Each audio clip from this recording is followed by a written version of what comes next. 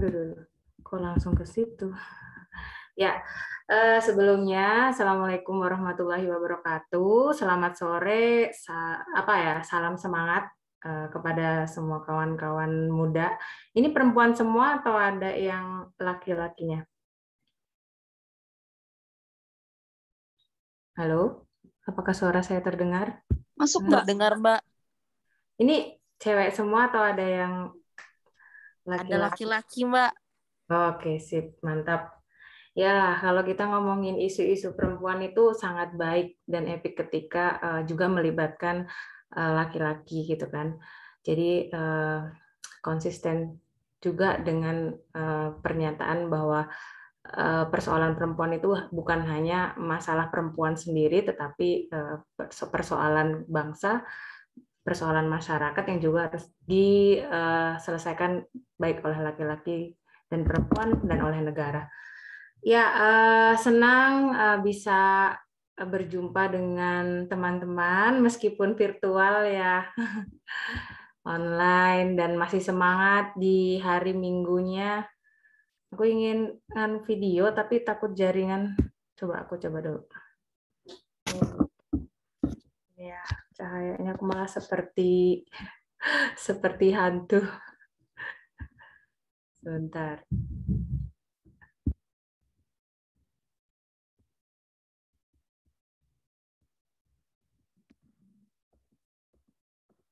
Biar kalau ketemu di jalan kita bisa saling sapa kan.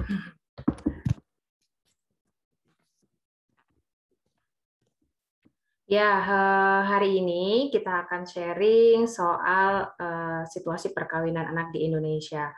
Tentunya saya sendiri mengapresiasi kegiatan hari ini yang diinisiasi oleh teman-teman HMI FISIP UGM ya. Harapannya ini bisa menjadi semangat, juga semakin menjadi pemicu gerakan yang akan dilakukan oleh kawan-kawan mahasiswa. Nah, sebelumnya tadi udah diperkenalkan juga oleh moderator. Teman-teman, sebelum kita akan diskusi panjang dan menjenuhkan pasti gitu kan. Saya akan mencoba agar diskusi ini partisipatif, agar semuanya juga bisa terlibat aktif, biar teman-teman juga nggak jenuh.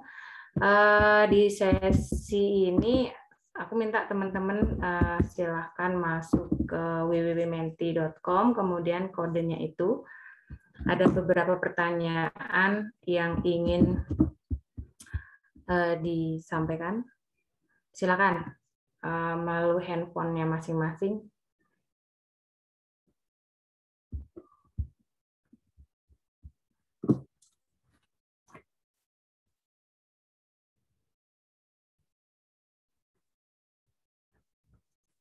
Oke, aku mau sambil lihat jawaban.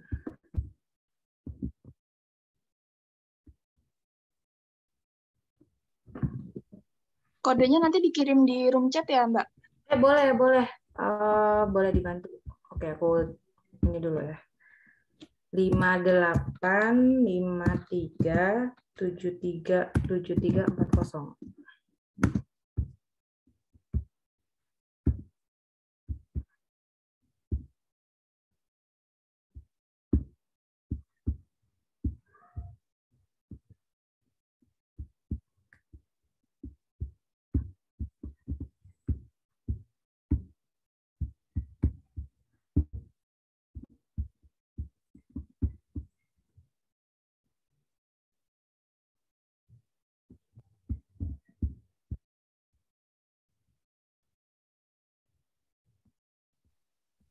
Halo teman-teman, ada yang kesulitan nggak? Aman, Mbak. Oke.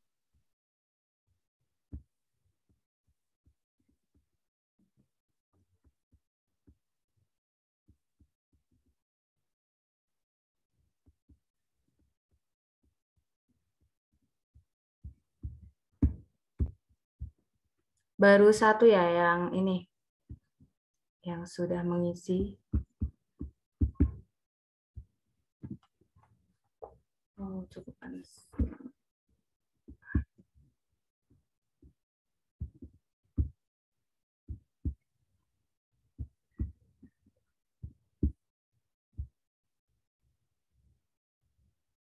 Oke, silakan.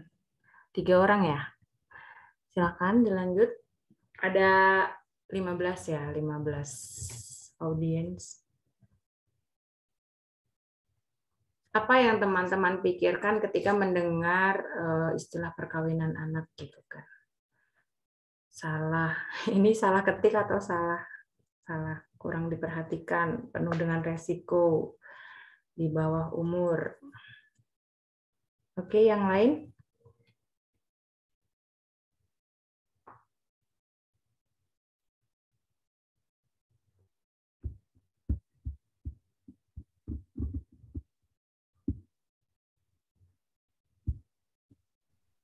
Satu pertanyaan aja ya, Mbak Ana.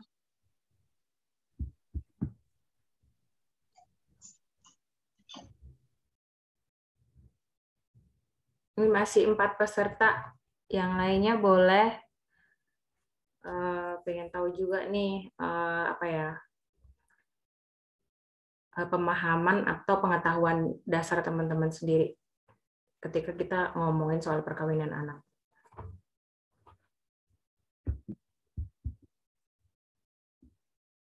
Eksploitatif.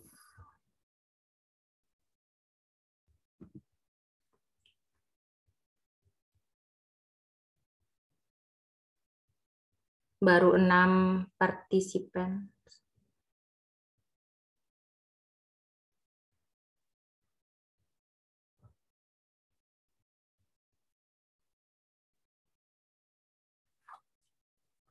Boleh yang lain? Masih 6. Masih kurang setengah. 6 orang lagi. 7 orang. Kalau ada kendala boleh ditanyakan juga ya. Kita tunggu.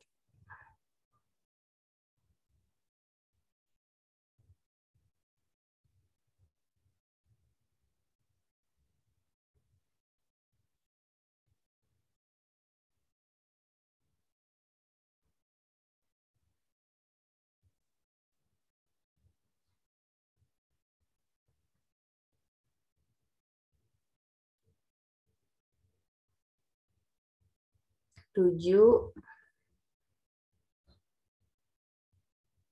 Masih banyak yang belum.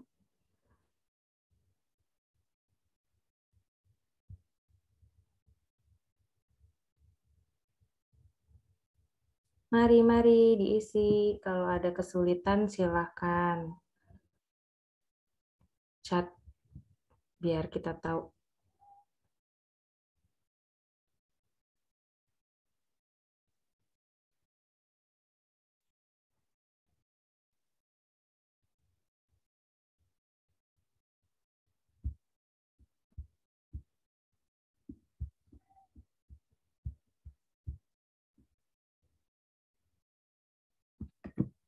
Masih ada 6 lagi yang belum mengisi. Ayo.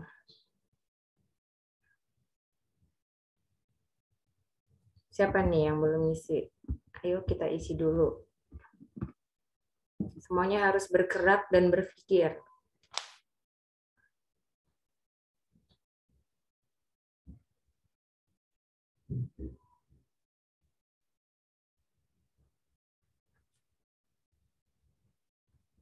Jadi kalau yang masih bingung, silahkan apa ya, ketik www.menti.com, nanti ada kode, silahkan teman-teman masukkan kodenya, nanti langsung teman-teman akan ada pertanyaan, apa yang Anda pikirkan ketika mendengar perkawinan anak. Jadi kawan-kawan tinggal isi, setelah itu selesai. Kodenya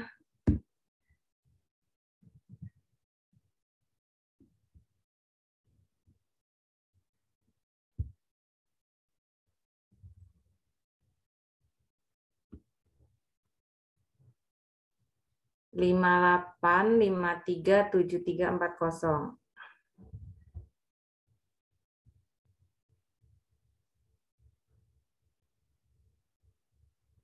9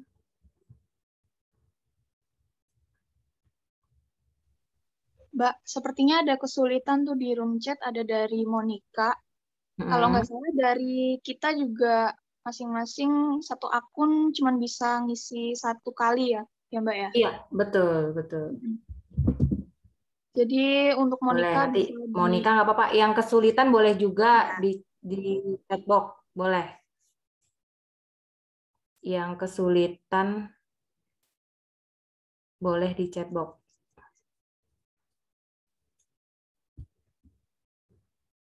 Oh, udah masuk tapi ya. 10. 3 lagi, yuk. Boleh kalau kesulitan melalui Menti, boleh teman-teman nulis di chat.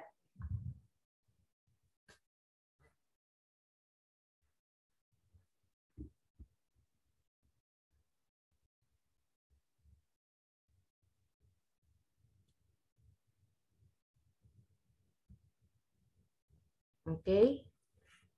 Boleh ya di chat ya. Partisipannya 14, kurang aku saat 13. 13. 2 atau 3 lagi. Kita tunggu. Biar semuanya bergerak. Karena virtual ini nggak kelihatan nih lagi pada ngapain ya kan.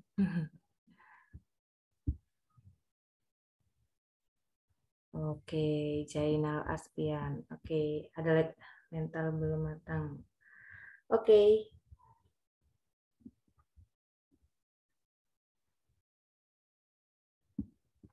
Oke, terima kasih atas respon-responnya. Ada beberapa respon menarik nih yang mungkin aku boleh langsung minta pendapatnya. Ini dari Jainal Aspiah. Maksudnya apa tuh? Ketika pertama kali kalian mendengar perkawinan anak kok kurangnya rasa malu, itu gimana tuh yang dimaksudkan? Boleh Jainal minta suaranya? Halo. Apakah Jainal ada di forum ini?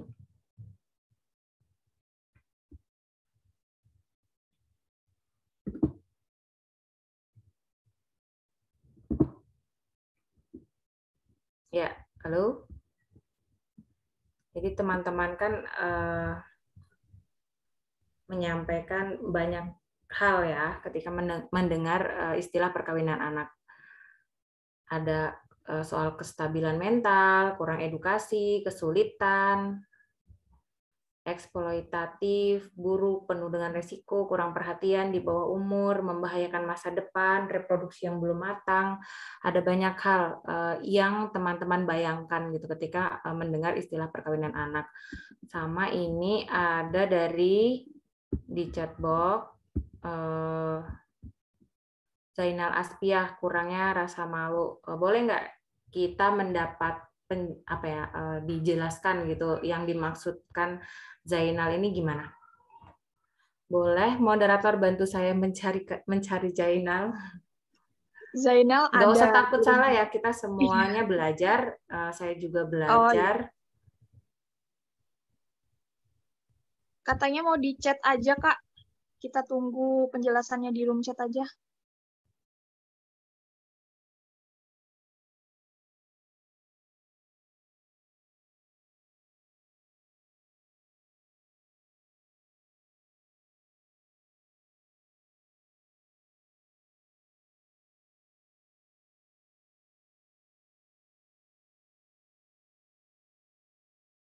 Boleh Jainal di chat juga boleh. Maksud apa yang dimaksudkan kurangnya merasa malu?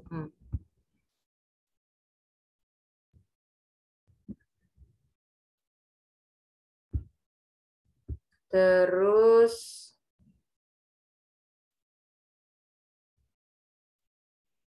boleh tahukah yang menjawab membahayakan masa depan? Kenapa?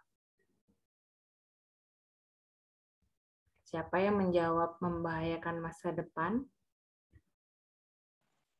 Saya Sambil Yunda. kita nunggu. Oh, boleh.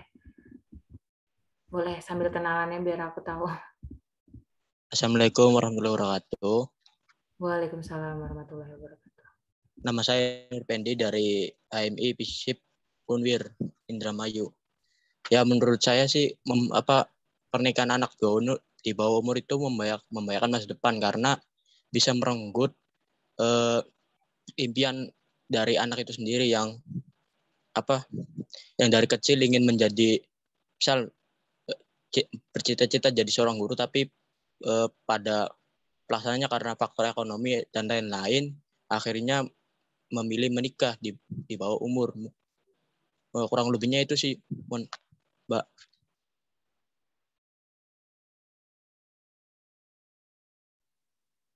Makasih, Pendi. Sambil kita nunggu chatnya, oh ya intinya kalau masih di bawah umur akan mempengaruhi lingkungan, Kak. Maksudnya gimana tuh mempengaruhi lingkungan? Boleh dijelasin lagi, Jainal, nanti sebelum kita ke Pendi.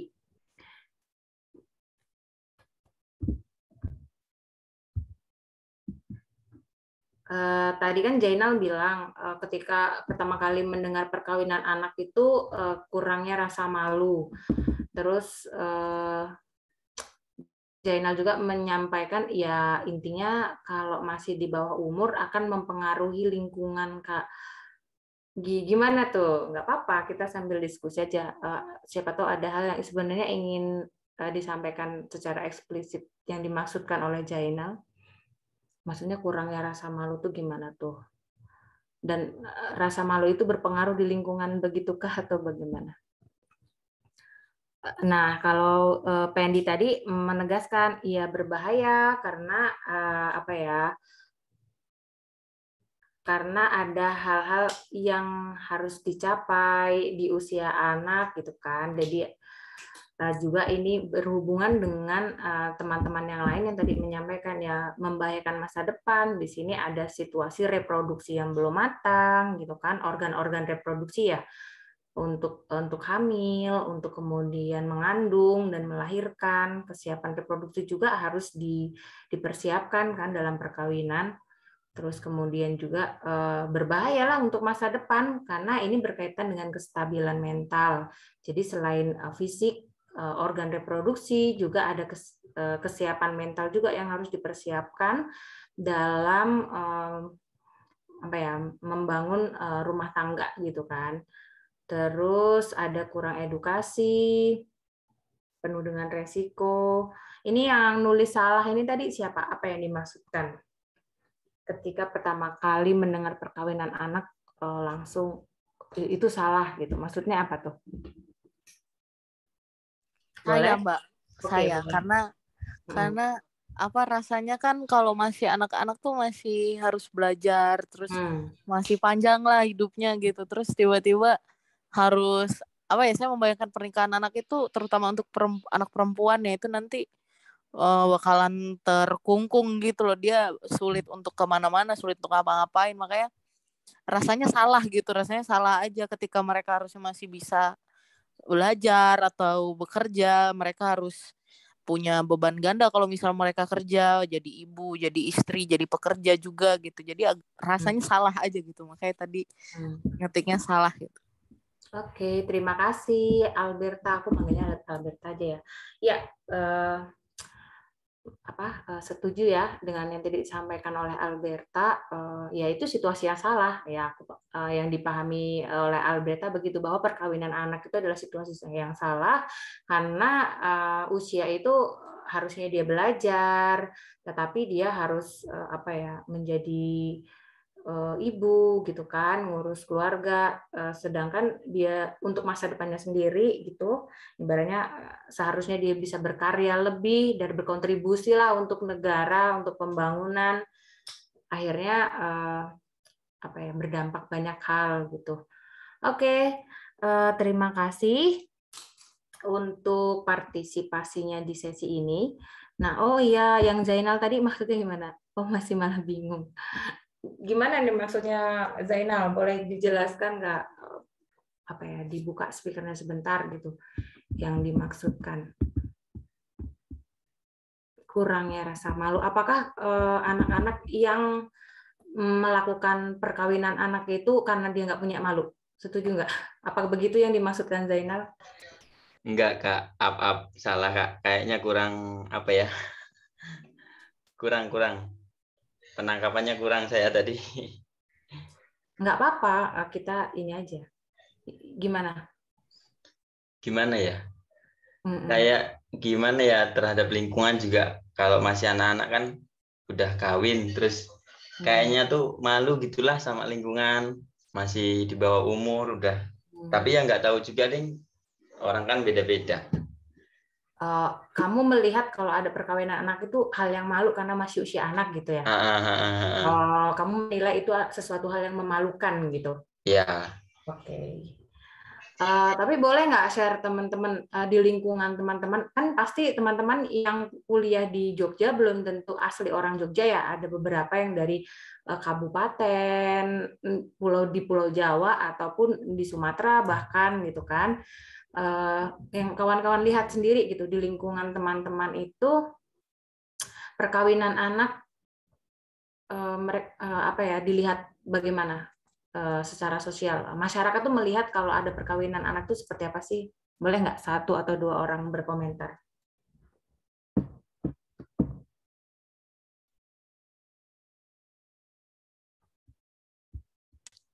Maaf Kak, boleh diulangi lagi? Ya, kalau tadi Zainal kan secara eksplisit menyampaikan kalau mendengar perkawinan anak bagi Zainal itu tuh ya malu gitu, masih usia anak kok udah menikah, udah kawin, kemudian udah punya anak gitu kan. Harusnya dia bisa mungkin bisa menggapai masa depan yang lebih baik. Nah, tapi yang teman-teman lihat sendiri di masyarakat, di lingkungan teman-teman sendiri ketika pulang ke rumah gitu. Perkawinan anak itu anggapan masyarakat seperti apa sih? Biasa aja atau enggak, atau memang seperti yang disampaikan oleh si Zainal tadi, hal yang dianggap memalukan keluarga atau gimana? Saya Badria boleh izin menanggapi? Oh, boleh. Ya. Kalau dilihat di lingkungan saya ya Mbak, itu pernikahan anak tuh memang sudah biasa.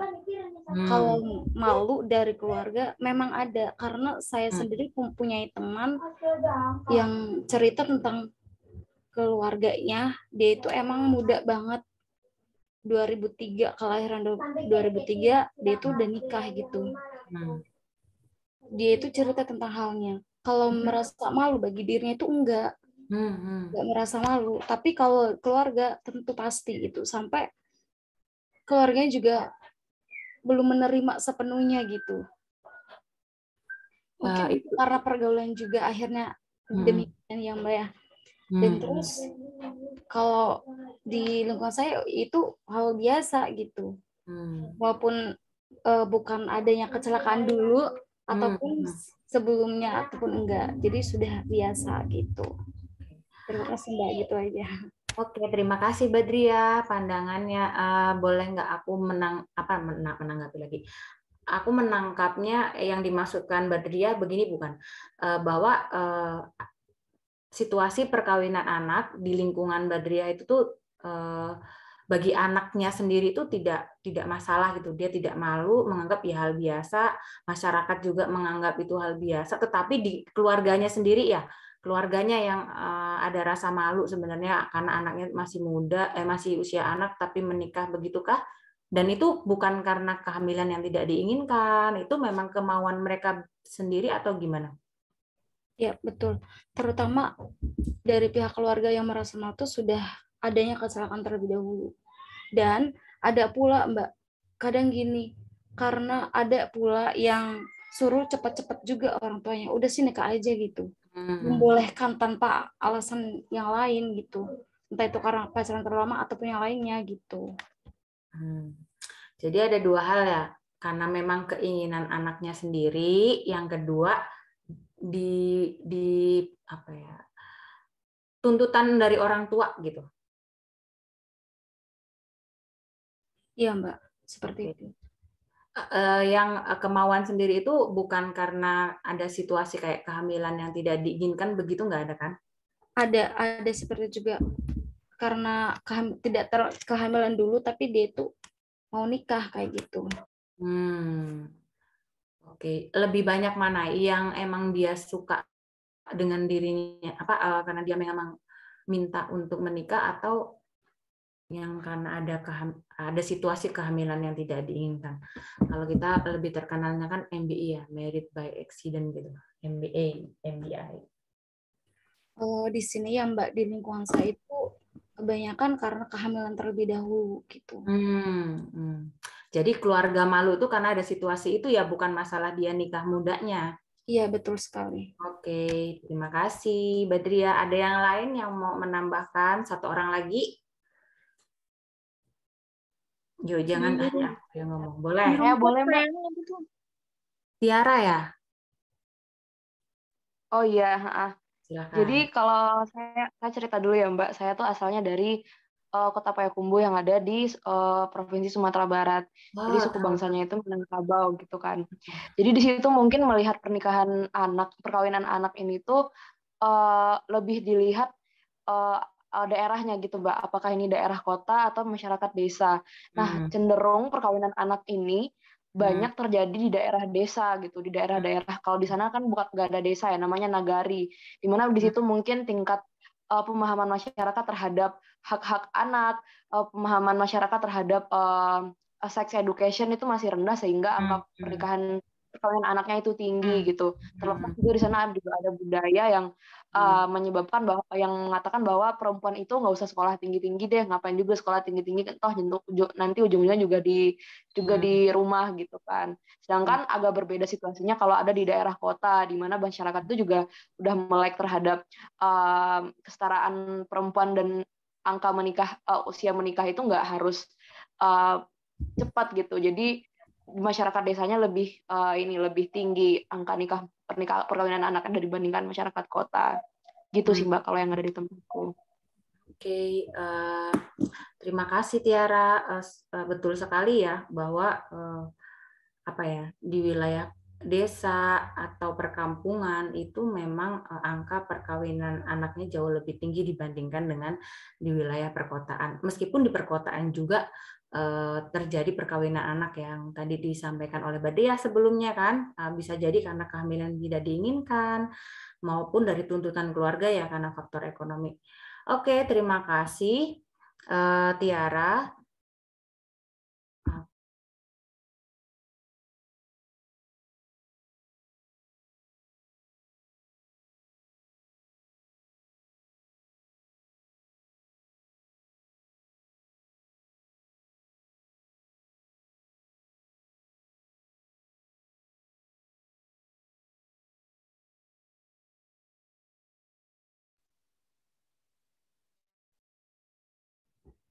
Ya, seperti yang tadi teman-teman sampaikan ya, bahwa cerita-cerita pengalaman teman-teman di lingkungan masing-masing itu tuh ya mewakili data perkawinan anak yang mungkin teman-teman bisa akses gitu kan. Bahwa di Indonesia ini juga ternyata angka perkawinan anaknya itu peringkat kedua di ASEAN, kemudian juga peringkat 8 di dunia. Ini menunjukkan bahwa cerita-cerita yang tadi disampaikan Tiara, terus juga Badria, ini juga bisa kemungkinan ada di 15 teman-teman yang ada di forum ini gitu, yang ada di lingkungan terdekat kita, yang memang dekat sekali dengan dekat sekali dengan kita gitu.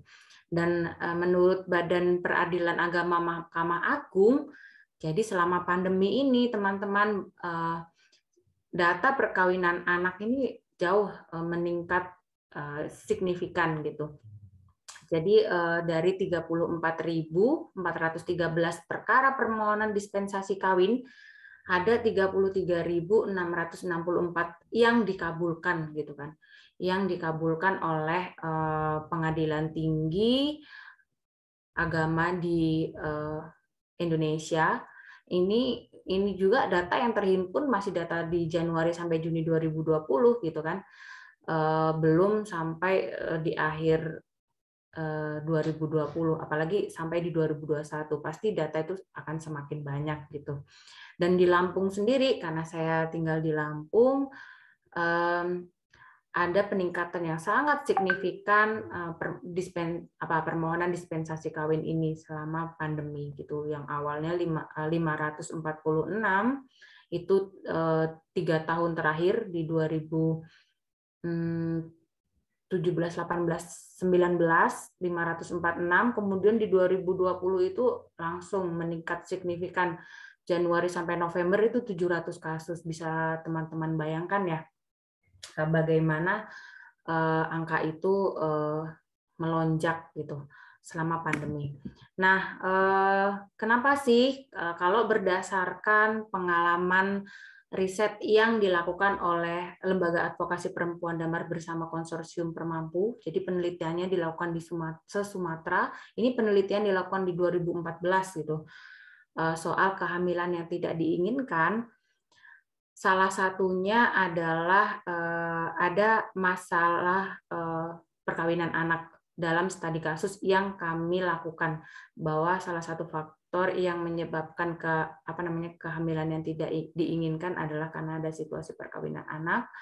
Kemudian juga baik yang tadi disampaikan Badriah, yang karena faktor ekonomi dianggapnya sebuah penyelesaian masalah ketika anak sudah usia 15 tahun, dianggap dewasa, karena dalam konteks agama kan dewasa itu dianggap kalau sudah haid dan kemudian dinikahkan. Yang di masyarakat juga dianggap ketika menikahkan anak itu untuk mengurangi beban orang tua ya. Kemudian anak itu menjadi beban pasangannya gitu, suaminya gitu.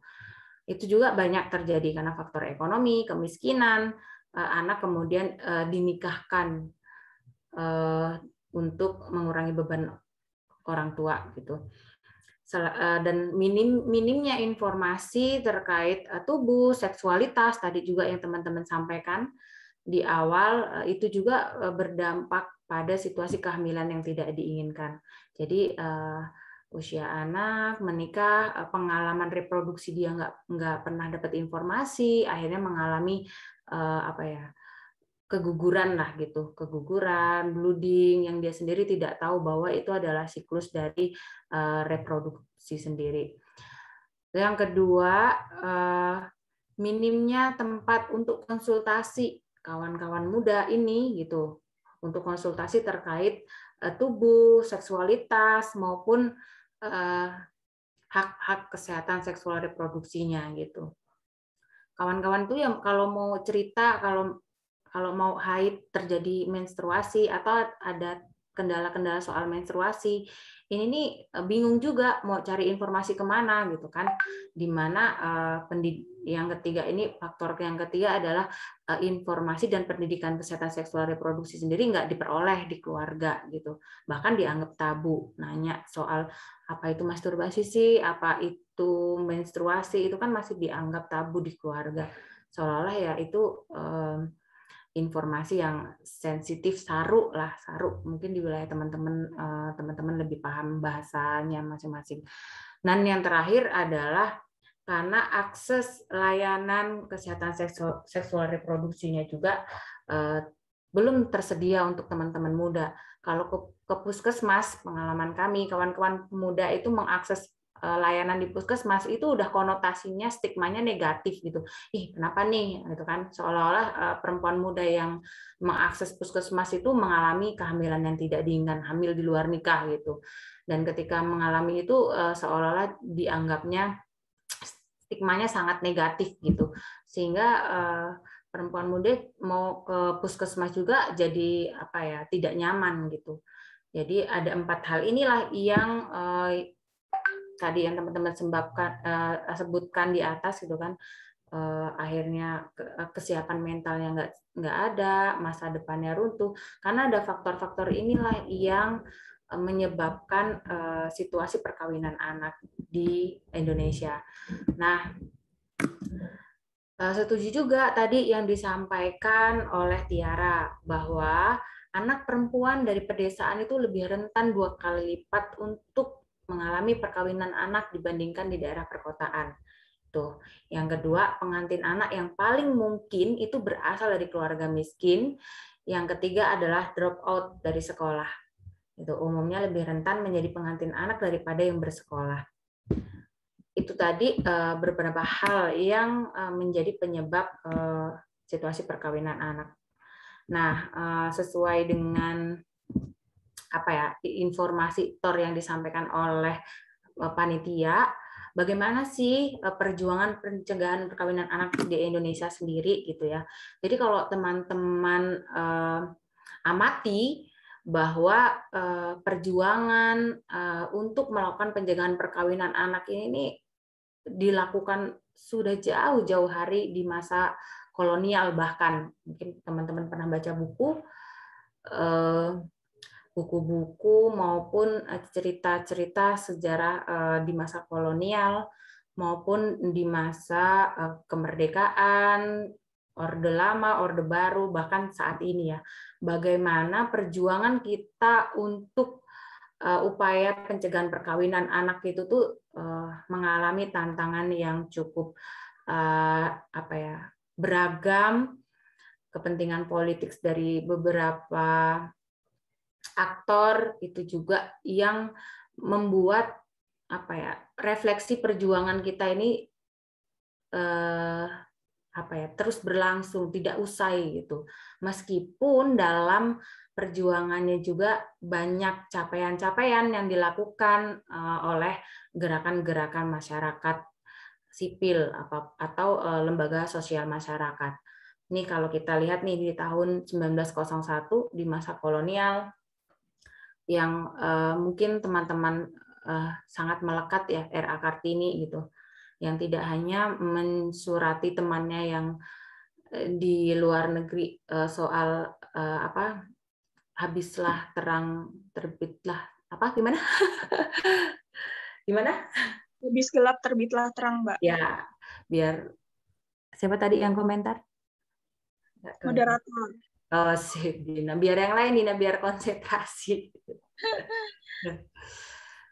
Ya, yang itu, tetapi juga bagaimana Kartini itu melakukan protes ya kepada anak Bupati Ciamis yang juga dilakukan perkawinan usia anak saat usia 13 tahun. Jadi perjuangan menyuarakan pencegahan perkawinan anak itu sebenarnya sudah dilakukan untuk konteks Indonesia ya sejak masa kolonial gitu. Bagaimana meskipun ini awalnya tidak menjadi konsen isu spesifik gitu soal pencegahan perkawinan anak, tetapi lebih pada mulai muncul kesadaran bagi elit yang terdidik gitu. Contohnya tadi kan Kartini gitu. Jadi kalau di masa kolonial itu kan akses pendidikan memang terbatas, ada pengkelompokan strata sosial yang terjadi antara kelompok bangsawan, kelompok pribumi, begitu kan, sehingga R.A. Kartini itu merupakan salah satu perempuan juga yang muncul dari kelompok elit yang karena memang memperoleh pendidikan, gitu kan, akhirnya dia menyuarakan bahwa situasi yang dialami oleh anak Bupati Ciamis itu adalah tidak dibenarkan gitu. Jadi di sini di masa kolonial tuh mulai muncul kesadaran dari kelompok-kelompok elit dan kemudian untuk menyuarakan gitu. Di sini ada beberapa perjuangan juga yang dilakukan baik secara individu maupun gerakan perempuan khususnya dalam menyuarakan upaya-upaya untuk pencegahan perkawinan anak selama masa kolonial gitu. Nah, dan kemerdekaan. Nah, di masa Orde Baru, di masa Orde Lama, ini kan udah mulai muncul nih suara-suara yang diperjuangkan itu sudah mulailah ada perubahan situasi sosial dan politik di Indonesia sendiri gitu. Misal di tahun 1974 ini udah mulai muncul instruksi Menteri Agama gitu kan terkait pencatatan perkawinan yang sebelumnya tidak dilakukan ya di masa kolonial, apalagi orang-orang pribumi. Dan sekaligus instruksi selain melakukan pencatatan perkawinan juga melakukan pencegahan perkawinan anak dan paksa. Ini ada upaya progresif meskipun nanti kita lihat lagi di 1974 di Orde Baru ini ada tarik ulur juga gitu karena kepentingan politik juga karena pengaruh agama ya yang menganggap bahwa usia 15 tahun itu adalah baligh sehingga di batas usia perkawinan itu memunculkan undang-undang perkawinan yang minimum perkawinan untuk perempuan di usia 16 tahun gitu. Dan ini juga di 1974 teman-teman juga mungkin bisa melihat munculnya konvensi secara internasional gitu kan. Juga ada konvensi CEDAW dan 1974 juga Indonesia 84 mulai melakukan ratifikasi atas konvensi CEDAW. Artinya jaminan hak-hak perempuan untuk situasi diskriminasi mulai diakomodir, meskipun tantangannya juga masih berat. Dan di masa reformasi ini mulai muncul banyak kebijakan yang mengakomodir pemenuhan perempuan ya, khususnya untuk isu perkawinan anak melalui Impres nomor 9 tahun 2000 ya udah ini 20.000 ya kelamaan tentang pengarusutamaan gender, terus kemudian mulai ada pendiskusian soal kompilasi hukum Islam hingga saat ini yang mungkin teman-teman bisa lihat hasil dari advokasi kemudian gerakan sejumlah aktivis perempuan, aktivis sosial masyarakat yang akhirnya di tahun 2019 itu terjadi perubahan undang-undang perkawinan sendiri ya. Nomor 16 tahun 2019 tentang perkawinan atas perubahan Undang-Undang nomor 1 tahun 1974 gitu. Itu dari usia 16-19 untuk laki-laki dan perempuan 16 berubah menjadi 19 tahun untuk minimal menikah ya, 19 tahun dan untuk laki-laki dan perempuan minimal 19 tahun gitu. Tetap ada perubahan upaya meskipun di lapangan yang terjadi itu masih sangat beragam gitu. Nah, selain juga perubahan undang-undang soal usia perkawinan, peraturan Mahkamah Agung juga ada pengesahan dari peraturan Mahkamah Agung nomor 5 tahun 2019 tentang pedoman mengadili dispensasi kawin. Meskipun yang di awal kita ketahui permohonan dispensasi kawinnya dengan jumlah yang sangat tinggi, tetapi yang dikabulkan juga tinggi. Inilah yang menjadi arena kontrol yang harus dikawal oleh kita semua dan diadvokasi tentunya ya.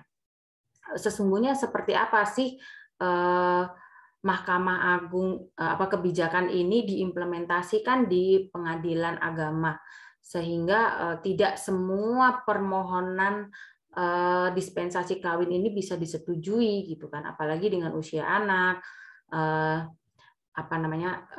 mempertimbangkan kesiapan mental, dan ini masih sangat bersifat bergantung banget dengan hakim gitu kan, hakim di pengadilan agama tersebut dalam memutuskan dispensasi kawin sendiri. Jadi tantangan kita juga semakin berat gitu. Jadi di masa-masa khususnya reformasi, tantangan kita juga semakin banyak, mungkin teman-teman lihat gitu, bagaimana kelompok fundamentalisme juga bangkit gitu, menyuarakan melalui media sosial, terus kemudian dengan menarasikan konteks isu agama yang tidak hanya sekedar fikih, tetapi seolah menjadi sebuah keyakinan akidah gitu. Dan kemudian perkembangan pesat juga dari banyak kebijakan juga yang dikeluarkan oleh Kementerian Pemberdayaan Perempuan dan Perlindungan Anak, bahwa perkawinan anak menjadi salah satu arena fokus strategi yang harus diselesaikan oleh Indonesia untuk pengentasan perkawinan anak. Ini sih siklus perjuangan dalam rangka pencegahan perkawinan anak. Mungkin lebih detailnya nanti teman-teman bisa baca. Nah,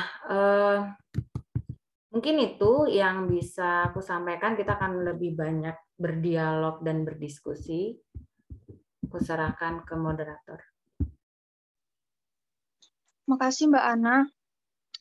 Dari tadi kan kita juga udah dengar ya, tadi Mbak Ana juga udah menyampaikan apa faktor yang menyebabkan perkawinan anak, dan ada info kemudian Indonesia mendapatkan peringkat mau di dunia ataupun di ASEAN, yang entah itu bisa kita banggakan atau enggak ya kalau itu peringkat.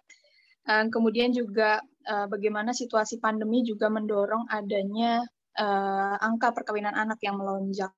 Nah, kalau boleh saya mengambil poin tadi yang Mbak Ana sampaikan, kemudian ada tafsir fundamentalis atau tafsir misoginis yang merugikan perempuan dan anak-anak, sekaligus juga mengabaikan hak-hak anak dan hak-hak perempuan, dibarengi dengan budaya masyarakat Indonesia yang memiliki budaya patriarkal ya, yang sudah mengakar kuat, dan kedua hal itu juga yang akhirnya menyebabkan edukasi tentang cash pro itu tabu. Padahal pemahaman masyarakat, penyadaran masyarakat adalah kunci dengan memberikan informasi yang sejelas-jelasnya bagaimana resiko, bagaimana dampaknya ke depannya terhadap anak dan perempuan.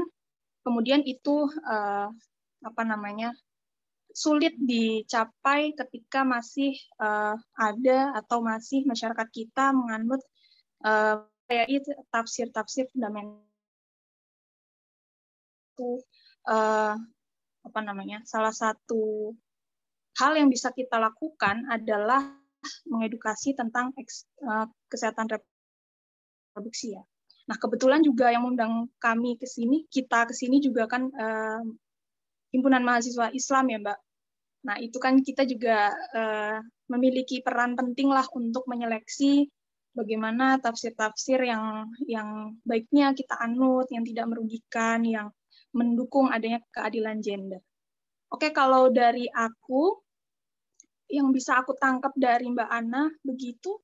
Boleh teman-teman yang lain bisa menyampaikan pertanyaan, kita diskusi, kita ngobrol bareng-bareng sore hari ini supaya besok Senin kita punya semangat untuk memperjuangkan keadilan gender ya, karena minggu sore kita sudah sama-sama ngobrol soal perkawinan anak. Silakan teman-teman.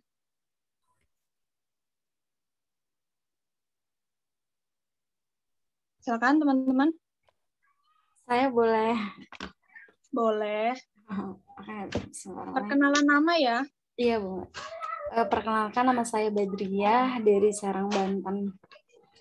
Mungkin saya sedikit cerita juga dan efeknya ya Mbak ya. Saya itu punya teman yang saya tadi jelasin sedikitnya. Dan dia itu di kelahiran 2003. Menikahnya itu tahun 2020 gitu. Dari awal dia itu kena kecelakaan hamil duluan, sampai dia menikah itu masalahnya cerita sama saya gitu ya Mbak, sehingga membuat saya tuh mendengarnya ngeri gitu. Pada akhirnya saya merasa nggak mau nih kayak gini gitu. takut sendiri gitu mendengar kejadian. Saya tuh, suami saya tuh lagi hamil aja mau diinjak perutnya gitu, terus segala macam. Pokoknya dia tuh udah suami istri tuh main tangan tuh nggak jauh gitu. Dia tuh si pacarnya ini waktu dulu tuh suruh gugurin segala macam lah gitu Mbak. Itu sangat sedih gitu ya. Pada akhirnya karena emosi-emosi yang nggak stabil itu dari keduanya gitu, sehingga main tangan itu udah terbiasa gitu dalam pertengkaran gitu. Entah itu tentang ini, tentang itu. Kadang dari si cowoknya ini kerja aja udah dapet, tapi dia tuh nggak mikirin yang lain gitu, mikirin sandang sendiri gitu. Padahal kalau istrinya ini ya banting tulang ke sana sampai jual baju, jual ini segala macam gitu. Demi kelangsungan hidup si anaknya ini sama suaminya itu, tapi suaminya kayak gitu. Nah, itu yang sangat memprihatinkan, itu benar-benar miris, sangat miris menurut saya. Dan itu saya dengar langsung dari orangnya gitu Mbak ya. Dan saya itu merasa takut untuk menjalani kehidupan pernikahan karena cerita-cerita yang seperti itu mungkin dampak dari saya gitu, karena melihat kejadian kayak gitu ataupun cerita-cerita kayak gitu sehingga membuat saya trauma gitu yang mendengarnya gitu. Dan seperti itu, mungkin tanggapan Mbak gimana nih dengan ketraumaan saya sebagai pendengar gitu Mbak.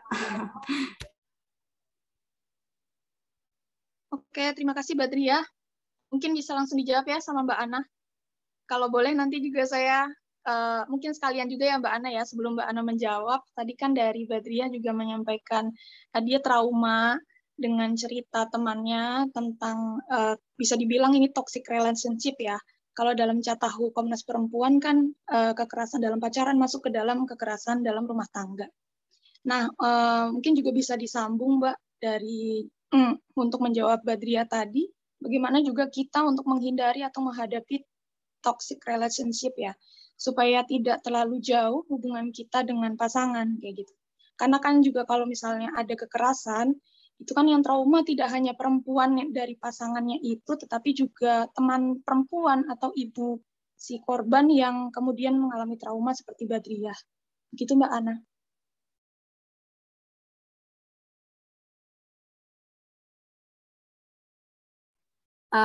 Dina nanti bisa diulang di chat ya pertanyaan yang bagaimananya tadi keputus sedikit jadi nggak ini. Tapi aku mau mengapresiasi inisiasi hari ini. Kenapa? Pertama kita semua berharap yang ada di forum ini terbangunlah kesadarannya bahwa situasi perkawinan anak ini dampaknya cukup signifikan.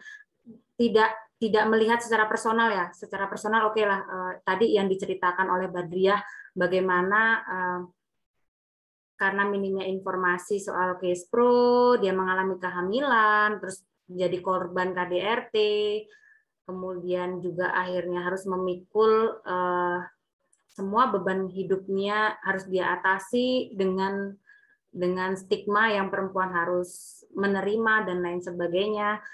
Dan harapannya di forum ini teman-teman itu benar-benar kemudian mempunyai rasa empati bahwa perkawinan anak ini dampaknya secara personal juga yang sangat sangat signifikan, tetapi ini juga berkontribusi pada situasi negara gitu. Jadi yang kalian lakukan next dengan mungkin cerita-cerita ini, apa yang bisa kita lakukan, itulah yang akan kita kontribusikan untuk negara.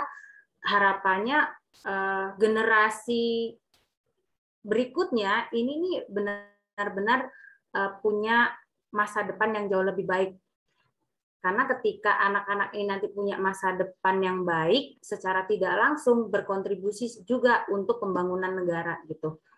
Nah, dari cerita Badriah tadi, sesungguhnya dan yang sekarang ini kami sedang kembangkan di Lampung gitu kan bersama kawan-kawan muda, yaitu membangun ruang konselor sebaya gitu, peer counseling gitu. Kenapa ini penting banget? Karena cerita-cerita itu tuh dekat dengan kita gitu kan. Dia teman kita, dia lingkungan kita, dan terkadang mereka itu lebih banyak akan berdiskusi dan berdialog dengan kita sebagai teman gitu. Mereka tidak akan banyak berbicara dengan orang tua, bahkan yang tadi karena dianggap tabu, terus relasi yang dibangun antara orang tua dengan anak juga ini relasi power over, maksudnya power over yang akhirnya menindas anak lah ya, nggak mau mendengar anak, apa yang kemauan orang tua itu yang harus diterima, akhirnya anak juga ada relasi yang tidak nyaman gitu loh antara anak dan orang tua ketika ingin menceritakan pengalaman-pengalaman terkait reproduksinya gitu, baik terkait jatuh cinta pertama, kan seksual reproduksi itu kan tidak hanya berbicara hamil kemudian hubungan seksual ya, tetapi ketika kalian jatuh cinta itu juga adalah bagian dari seksual reproduksi. Itu akhirnya kalian tidak terbuka, dan kalian sebagai teman yang biasanya yang akan menjadi rujukan gitu untuk curhat. Mungkin penting juga bagi kita semua untuk memposisikan bahwa kita ini ya harus siap untuk teman curhat dan memberikan penguatan gitu. Memberikan penguatan itu gimana sih Kak? Mas? Aku anggap teman-teman di sini karena memang basicnya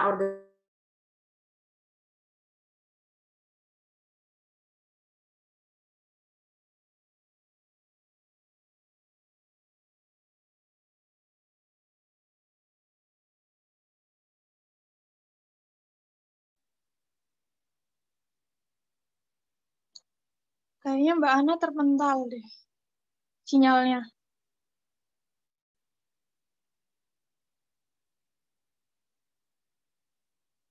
Sambil menunggu Mbak Ana masuk lagi, boleh teman-teman yang lain sambil menyiapkan pertanyaannya. Halo Mbak. Lagi hujan, jadi jaringannya jelek. Iya, ya nggak apa-apa Mbak. Aku lanjut ya. Ya. Suaraku jelas nggak? Jelas Mbak. Oke. Jadi sebenarnya basic kesadaran soal perspektif yang responsif, sensitif, gender itulah yang menjadi modal kawan-kawan ini untuk memberikan penguatan kepada teman-temanmu, baik di lingkup rumah maupun di lingkup organisasi maupun di lingkup kampus. Karena aku yakin situasi ini nih kompleks ya, nggak hanya terjadi di lingkungan rumah, tetapi juga sangat dekat yaitu tadi dengan teman-teman kampus dan lain sebagainya. Sehingga penguatan apa sih yang bisa dilakukan?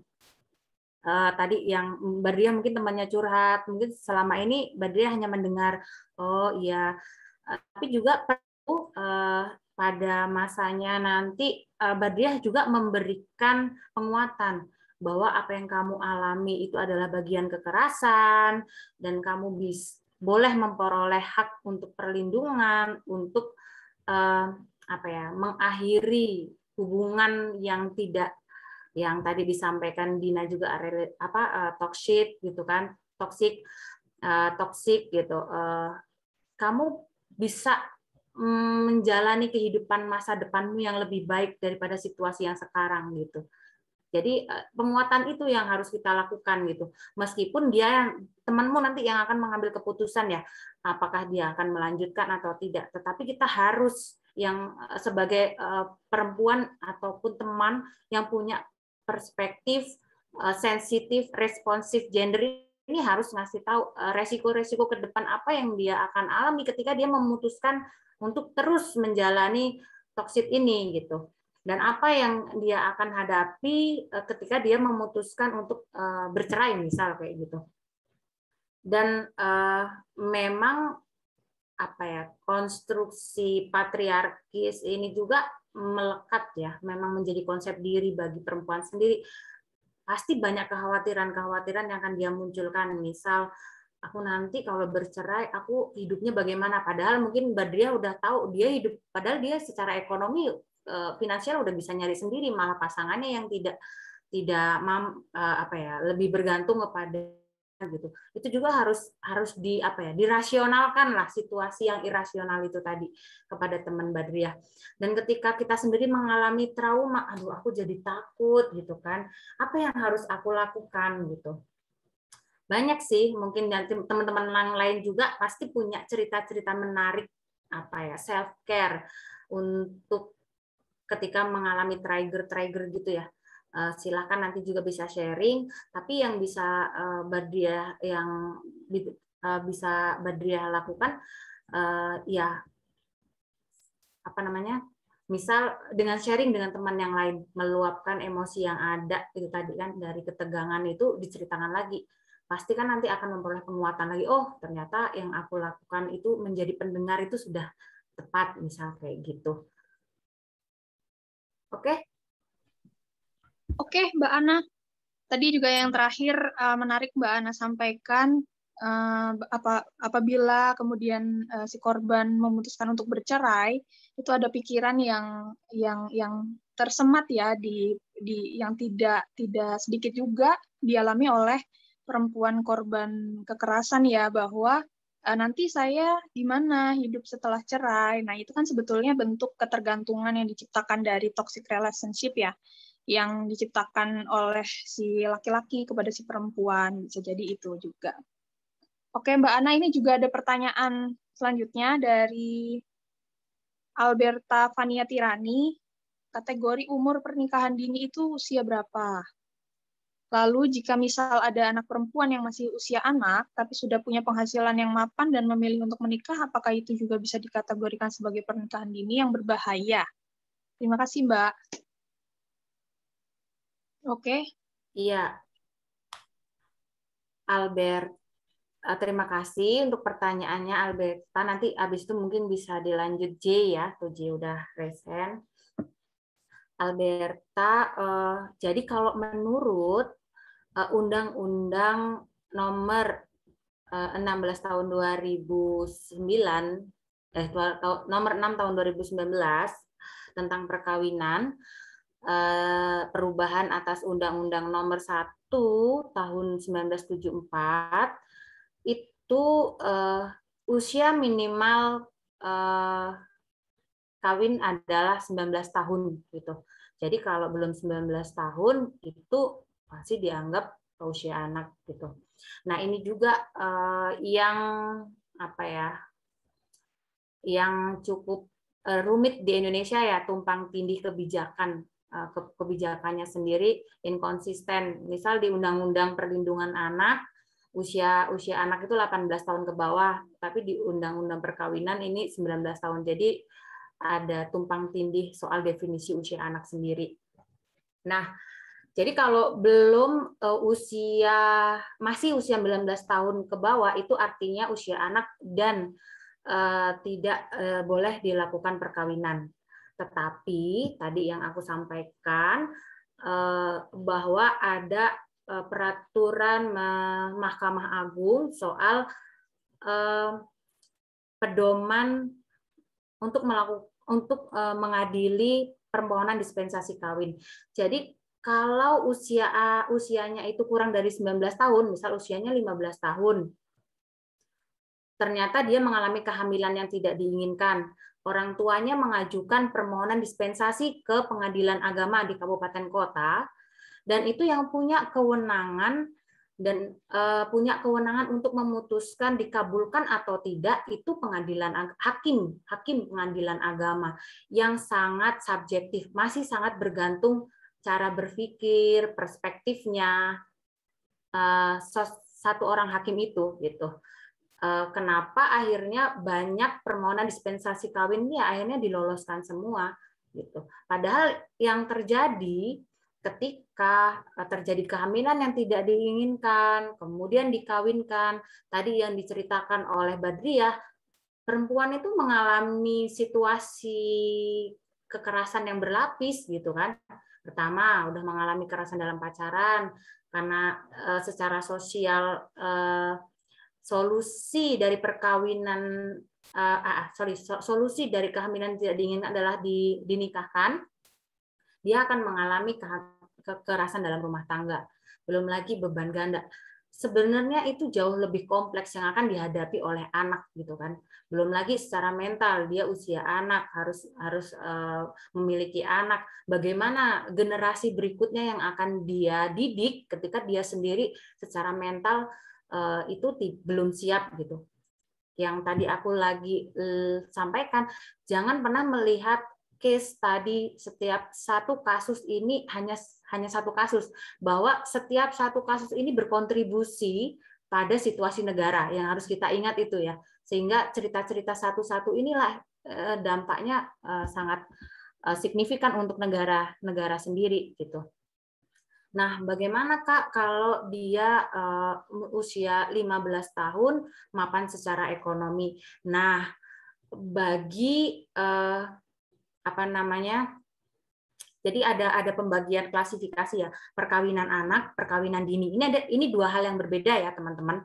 Jadi kalau perkawinan anak itu di bawah 19 tahun, itu adalah usia anak yang harus dilindungi, harus oleh negara, dan 19 sampai 23 tahun itu biasanya masuk dalam klasifikasi perkawinan dini. Karena kita juga harus hati-hati mendefinisikan perkawinan anak sebagai perkawinan dini, seolah-olah kita melegalkan ya itu wajar karena masih muda, dia punya kemampuan finansial yang cukup, jadi dia tidak masalah gitu kan. Nah, di usia yang perkawinan dini 19 tahun ke atas sampai 22, ini juga kenapa kita selalu menyuarakannya mencegah perkawinan anak dan usia dini. Mungkin secara finansial dia memang mumpuni, tetapi yang perlu kita lihat adalah ada aspek psikologis. Ya teman-teman kan lagi doyan main gitu kan, harus mengurus relasi dengan pasangan, harus saling memahami saling mengerti, itu juga tidak mudah secara psikologis. Perkembangan psikologis usia 19 sampai 23 itu juga belum sampai pada kematangan psikologis gitu. Jadi memang kalau kalian nih misal udah usia 22 atau 23 pengen menikah, konsultasikan saja coba, karena kan misal memiliki dukungan finansial yang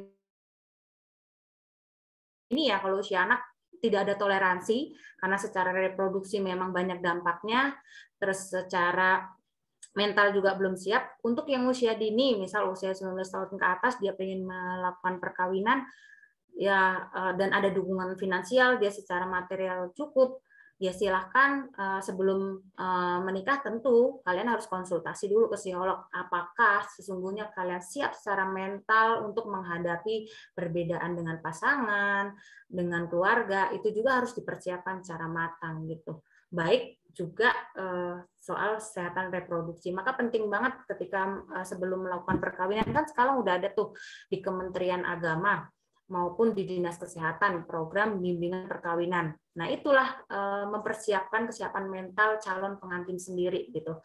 Apakah kamu siap untuk ibaratnya suka duka, dan juga ada pemeriksaan kesehatan sendiri bagi laki-laki dan perempuan.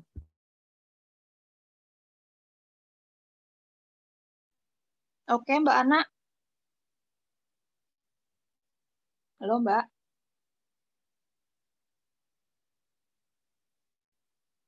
Wah, sinyal lagi nih.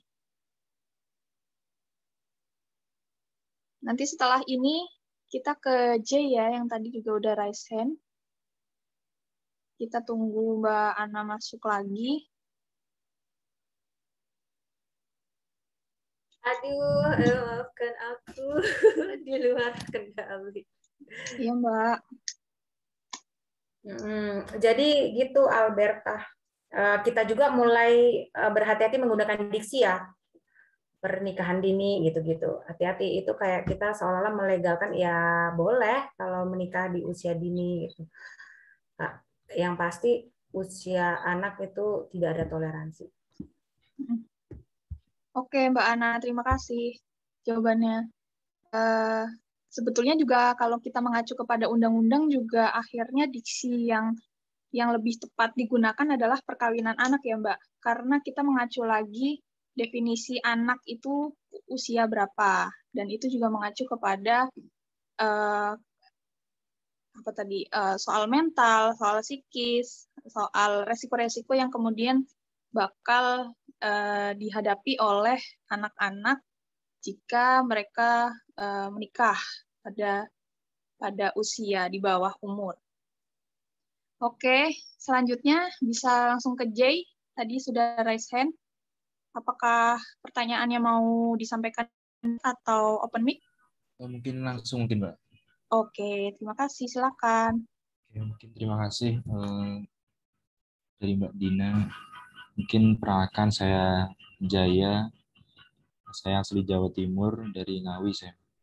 Terus yang mau saya tanyakan mungkin sebelumnya saya ingin masuk ke pertanyaan sama cerita dari Mbak Badriah tadi mungkin ya, yang sedikit mungkin kalau dari saya sendiri agak ya miris gitu lihatnya. Jadi mungkin kalau misalkan ada suami yang seperti itu yang dimana dia sudah tidak bisa istilahnya memberikan rezeki lah buat istrinya begitu. Mungkin kalau dari saya apalagi sudah main fix seperti itu mungkin mending ditinggalkan begitu. Kemudian buat yang mau saya tanyakan yaitu hukum yang seperti apa misalkan ada seseorang yang seperti itu mungkin Mbak Ana.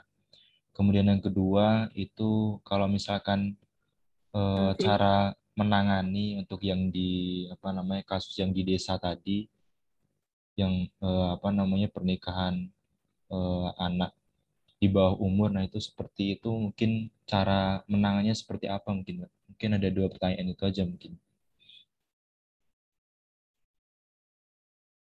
Terima kasih Jaya. Mbak Ana bisa langsung menjawab?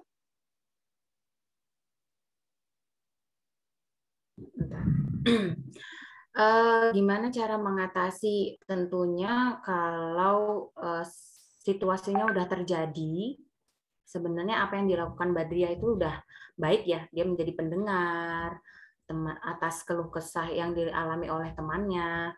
Itu juga bagian dari peluapan emosi yang dihadapi oleh perempuan sendiri ya. Itu udah baik gitu menjadi pendengar. Tetapi yang paling penting tidak hanya menjadi pendengar, tapi juga memberikan penguatan atas pilihan-pilihan yang dihadapi oleh teman. Itu kan misal tadi karena itu temannya Badriah ya, jadi ngomongin juga enak. Bagaimana kalau orang lain tiba-tiba kita mau ngasih tahu, oh cerai aja, itu kan pasti kita akan ini siapa nih sok tahu gitu kan. Untuk orang yang memang kita nggak kenal, misal karena ini situasi lingkungan di lingkungan kita gitu kan, misal tetangga RT banyak yang mengalami perkawinan anak, bahkan KDRT, kita nggak punya kontrol untuk kemudian mengintervensi, deketin, terus dia suruh curhat, itu juga sesuatu hal yang pasti akan aneh gitu. Tapi yang perlu kalian lakukan adalah upaya pencegahan. Ayo terus suarakan, gitu kan. Oke, yang sudah terjadi mungkin bisa dilakukan penguatan. Kalau beberapa NGO gitu, mungkin kalau di wilayah kamu ada organisasi sosial masyarakat yang konsennya pada isu perempuan, mereka akan melakukan pengorganisiran kelompok perempuan. Tetapi karena ini posisinya adalah kamu mahasiswa, maka yang paling mungkin kamu lakukan adalah mengkampanyekan, menyuarakan untuk pencegahan perkawinan anak, untuk memberikan informasi bahwa dampaknya A, B, C, D, E. Dampak itu nggak harus secara teoritis. Ceritanya Badriah tadi, kalian angkatlah ke medsos misal. Tetapi ini ya anonim gitu, nggak boleh, ada etika-etika juga yang harus kita jaga, misal nama, alamat, secuplik cerita soal bagaimana dia mengalami kehamilan tidak diinginkan, terus dinikahkan, terus menjadi korban KDRT. Nah, itu satu hal cerita singkat yang bisa kalian ambil apa ya, tarik garis benang merahnya itu adalah misal ini salah satu dampak dari perkawinan anak. Jadi tidak harus teoritis, tapi pengalaman-pengalaman lapang kalian itulah yang menjadi pembelajaran. Oh iya, ternyata tetanggaku juga pasti kan akan lebih merefleksikan yang seperti itu daripada kita teori ya. Faktor-faktor perkawinan anak, satu emosional, kestabilan emosi gitu. Orang juga akan menggambarkan kestabilan emosi ini gimana sih gitu. Pasti kadang-kadang juga kita akan kesulitan menelaah.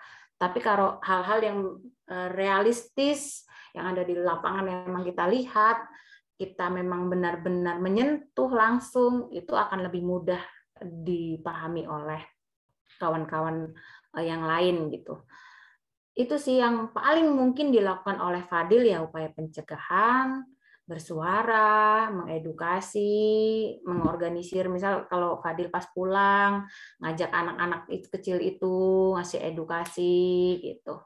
Yang paling mungkin dilakukan itu. Kalau tetapi pada hal lain misal terjadi kekerasan dalam rumah tangga, karena itu ada undang-undangnya ya.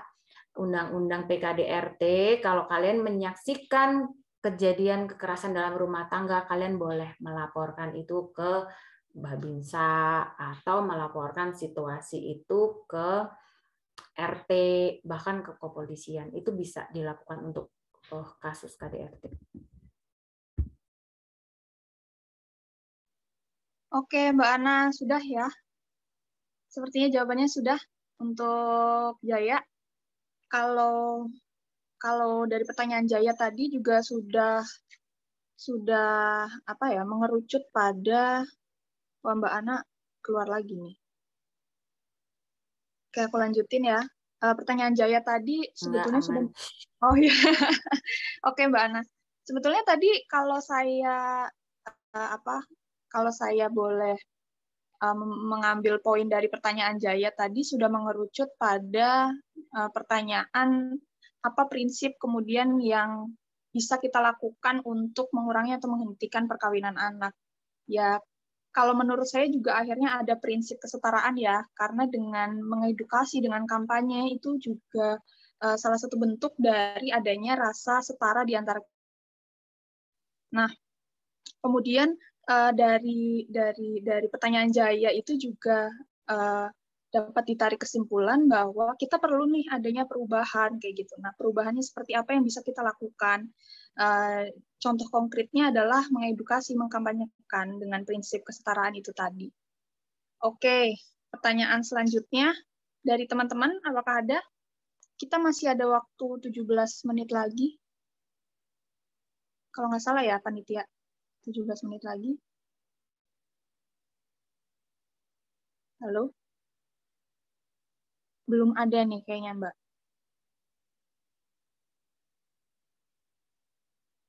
Oke, kalau belum ada, Mbak Ana masih standby ya? Oke, kalau belum ada, kayaknya bisa nih, aku aja nih Mbak yang nanya nih. Boleh, sebetulnya, ya oke. Sebetulnya tadi kan kita juga udah banyak ya membahas, melipir-melipir, mepet-mepet, membahas soal dampak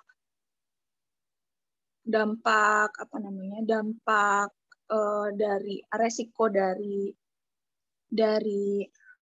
perkawinan anak. Itu kan tadi juga kita lebih banyak membahas soal dari sisi kesehatan ya Mbak.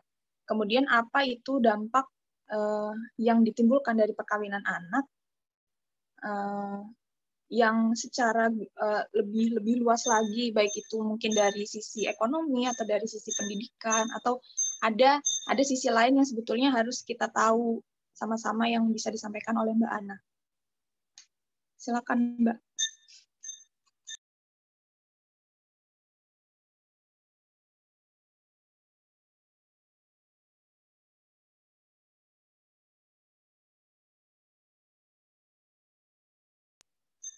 Halo Mbak Ana. Din, singkat ulang lagi. Tadi suaranya berputus-putus. Oke. Jadi sebetulnya apa resiko yang selain resiko kesehatan ya yang bisa yang dihadapi oleh anak jika melakukan perkawinan anak di bawah umur. Gitu. Apakah ada dampak yang lain selain dari sisi kesehatan, bisa jadi itu dari sisi ekonomi, pendidikan, atau ada sisi lain yang harus kita tahu bareng-bareng.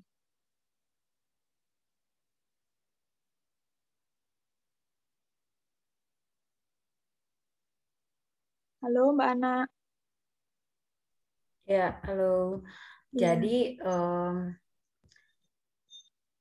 perkawinan anak itu terjadi tidak hanya karena minimnya informasi terkait seksual reproduksi ya, karena kehamilan tidak diinginkan misal, tapi juga ada situasi relasi kuasa dan role model orang tua, karena ibunya dulu menikah usia anak, akhirnya anaknya juga ya nggak usah, tadi yang disampaikan di chat kan, nggak usah tinggi-tinggi sekolah, cukup nanti juga kamu ngurus rumah tangga dan lain sebagainya. Jadi situasi perkawinan anak itu penyebabnya kompleks. Ada relasi kuasa juga antara orang tua dan anak, role model dari orang tua. Terkadang juga terjadi perkawinan anak karena ada situasi pemaksaan perkawinan. Itu terjadi gitu. Anak yang belum siap menikah, tapi orang tua itu tadi karena faktor ekonomi, sehingga udah kamu nikah aja gitu, daripada untuk mengurangi beban orang tua gitu. Dan akhirnya dengan terpaksa lah dia menjalani perkawinan itu gitu. Karena faktornya yang sangat kompleks, maka dari itu yang paling penting untuk menjadi bekal itu adalah cara yang tadi Dina sampaikan juga, sebenarnya bagaimana kita ini membangun relasi yang sehat, setara, baik antara orang tua dan anak dengan pasangan, sehingga situasi yang menjadi faktor-faktor penyebab itu juga bisa dihindari. Misal kalau berpacaran, ya bagaimana membangun relasi yang sehat gitu kan, yang baik sehat secara psikologis maupun bijaklah menggunakan organ reproduksinya gitu. Itu penting banget karena kan faktor utama perkawinan anak sendiri yang paling besar adalah kehamilan yang tidak diinginkan. Dan angka perceraian juga selama pandemi ini sangat tinggi.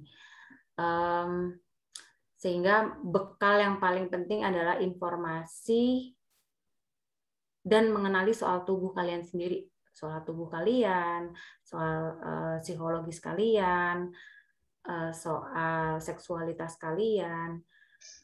Sehingga ketika kalian mengenal, itu kalian akan mampu mengontrol diri kalian. Oh, ini udah kalau aku melakukan ini, aku akan berdampak seperti ini, maka kalian akan lebih banyak melakukan upaya-upaya untuk menghindari dampak yang lebih besar lagi. Itu sih mungkin yang, jadi tidak hanya ngomongin psikologis kesehatan, tetapi lihat yang menjadi faktor penyebab perkawinan anak itu sendiri apa. Gitu. Oke, Mbak Ana, terima kasih. Sebetulnya dari jawaban Mbak Ana tadi juga ada benang merah yang bisa kita tarik, bahwa sebetulnya kita tidak bisa serta-merta juga menyalahkan si anak perempuan itu juga, karena ujung-ujungnya juga akhirnya lagi-lagi yang dirugikan adalah perempuan, khususnya anak perempuan ya. Dan banyak juga kemudian perkawinan anak itu juga disebabkan oleh izin negara, karena tidak ada perkawinan kalau itu tidak diizinkan negara ya. Nah, lagi-lagi kita juga harus meminta tanggung jawab negara untuk menjamin terwujudnya situasi yang adil bagi sesama ya, keadilan gender itu. Nah, sebetulnya kita udah sampai di ujung waktu diskusi kita sore ini ya, Mbak. Sebelum aku tutup, Mbak Ana bisa menyampaikan closing statement-nya untuk kita semua nih. Silakan, Mbak.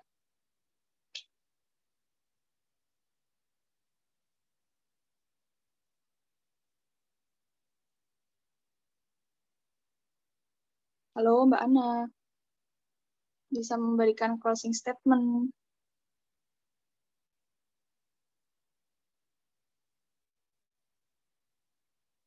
Wah, sinyal Lampung nih betul-betul ya.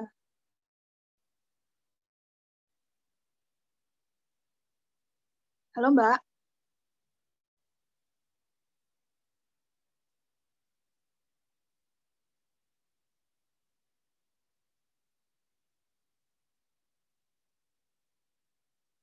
Mbak Ana pergi nih. Sinyalnya nih, nggak stabil banget.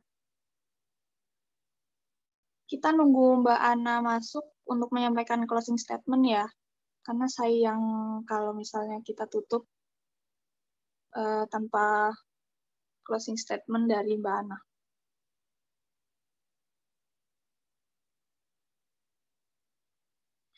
Kalau boleh aku tahu, teman-teman di Visipol ya? Ada dari fakultas di selain Visipol ya?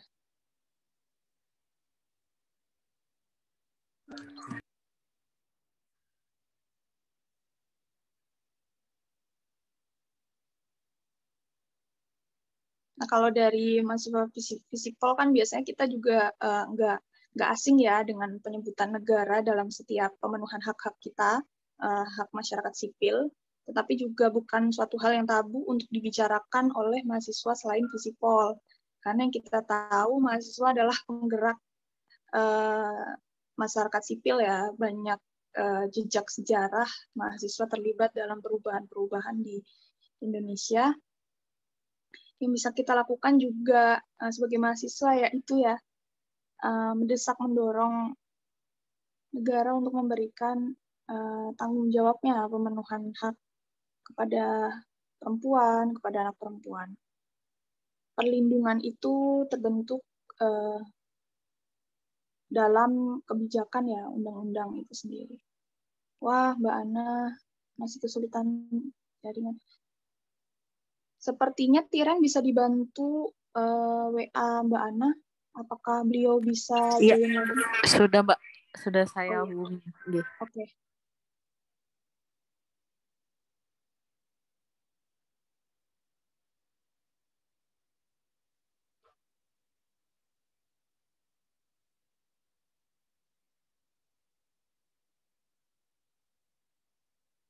Sudah dibalas, Tiren, Mbak Ana?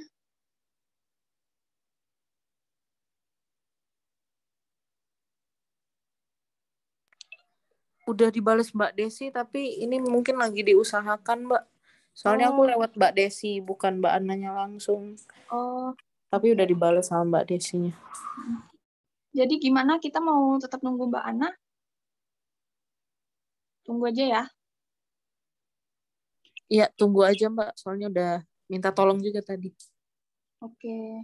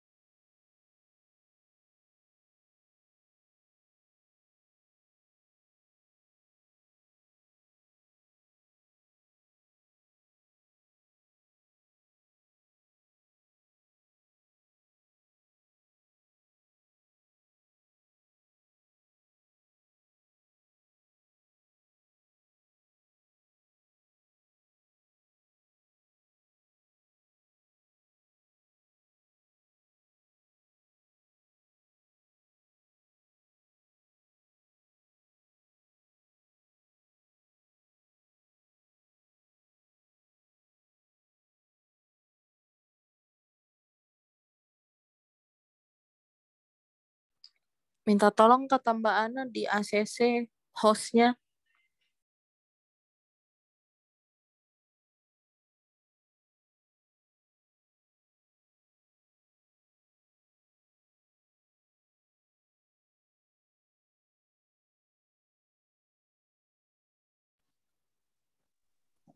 Hostnya nyambi-nyambi kayaknya. Hostnya apakah Mbak Ana udah masuk di ACC? Karena juga nggak ada co-host kalau ku lihat nih. Iya, tadi ternyata nggak bisa minta jadi co-host. Padahal tadi udah minta. Aduh, gimana tuh?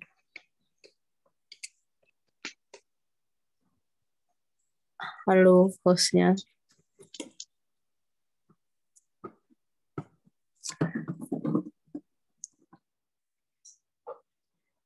Kok nggak?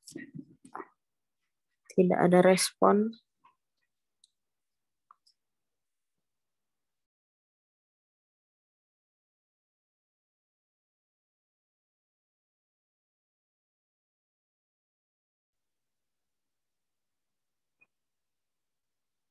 Kalian nggak satu tempat ya?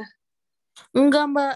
Makanya tadi tuh minta tolong biar jadi co-host, tapi belum bisa. Ini hostnya udah aku minta tolong. Minta tolong responnya kawan-kawan. Mbak Ana lagi ngantri nih masuk, katanya. Hostnya lagi pergi kayaknya nih. Atau ketiduran. Karena cuaca emang lagi enak-enaknya untuk tidur.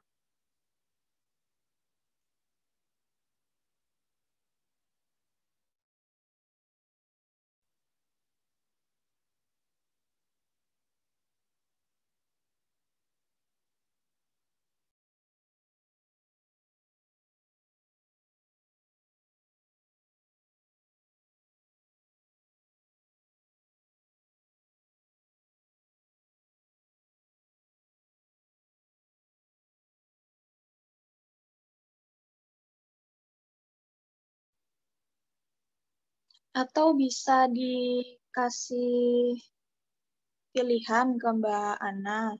Closing statement-nya bisa via WA, nanti bisa Tiren yang bacakan.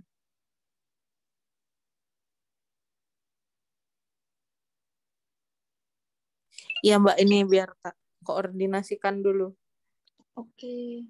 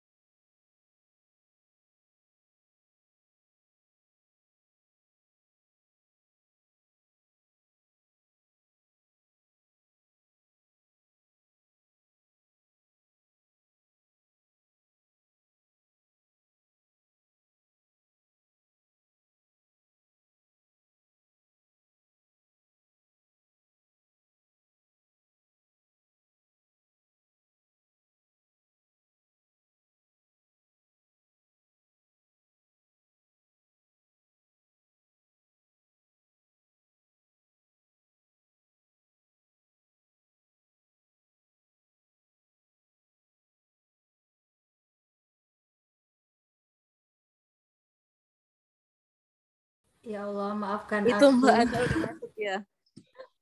Iya, aku tadi udah join tapi nggak diterima-terima sama panitia. Ya Mbak, maaf ya Mbak, ada kendala tadi. Mbak Ana bisa closing statement? Masuk-masuk langsung closing statement, nggak apa-apa ya Mbak? Nggak apa-apa lah, kasihan. Masa Dina mau ngulang lagi? Monggo Mbak. Ya, terima kasih Dina, terutama panitia penyelenggara kegiatan ini ya, senang bisa berbagi dan sharing pengalaman dengan teman-teman semua. Tentunya yang paling membanggakan semuanya tadi juga sangat partisipatif, baik laki-laki dan perempuannya juga mempertanyakan lah. Kalau udah tanya itu berarti tuh ada situasi keingintahuan gitu kan artinya. Kalau kayak gini gimana Mbak? Artinya kalian tuh merasa bahwa itu tuh real dan kita harus ngapain, dan kalau aku mengalami gini aku gimana gitu kan. Ini sesuatu hal perubahan yang baik gitu kan, kesadaran yang baik. Dengan bekal kita sharing hari ini, harapannya teman-teman punya semangat baru untuk bergerak dengan kemampuannya masing-masing, dengan kapasitasnya masing-masing. Kalau yang personal silakan personal, kalau di organisasinya ya melalui organisasinya, untuk bersuara, untuk monitoring kebijakan-kebijakan yang ada, karena kebijakan aja itu nggak cukup.